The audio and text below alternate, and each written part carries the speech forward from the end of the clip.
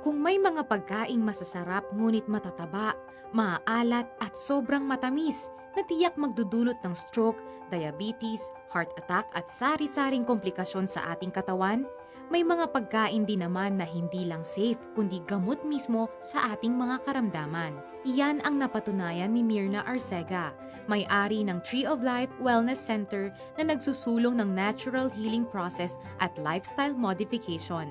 Nagsimula ito noong nanganib ang buhay ng kanyang ina dahil sa pagkakaroon ng matinding komplikasyon.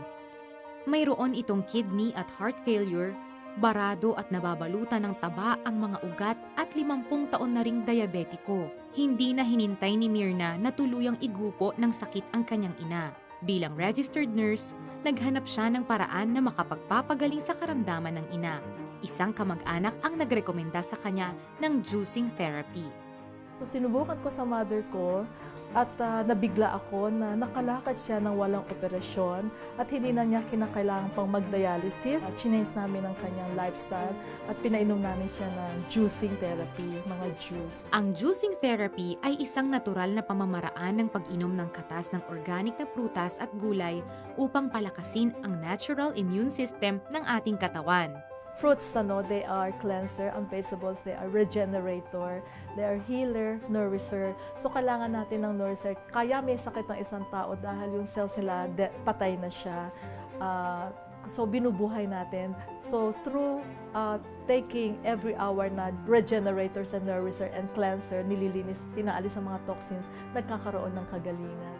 Bukod sa juicing therapy, epektibo rin ang hydrocolonics therapy, isang procedure ng pagtanggal ng toxins sa katawan.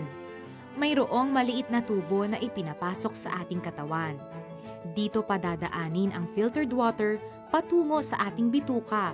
Dito nalilinis at inaalis ang mga toxins na kumapit na sa ating colon. Karamihan na sinasabi ng pasyente namin, I'm so relieved. Imagine yung matagal nilang hino-hold ng mga toxins sa kanilang colon na nagpapa-bloat sa kanila, parang hirap silang huminga or acidic sila, ay biglang natanggal, parang silang what a relief sa ang ganda ng kanilang pakiramdam. So sinubukan ko sa mother ko, nawala ang kanyang mga manas, yung nangangati siya kasi yan ang mga simptomas ng isang taong for dialysis, nawala ang mga kati niya, at ang kanyang insulin dosage ay bumaksak from 30 units na maintain ko siya sa mga 10 units na lang.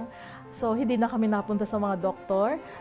Usually, pumunta kami sa mga doktor niya, iba-ibang mga specialist na doctors na pinupuntahan namin at pinipilahan namin on a weekly basis. For months, hindi na kami bumabalik sa doktor dahil maganda ang pakiramdam niya, nagsiswimming na siya sa pansol at siya ay on the go.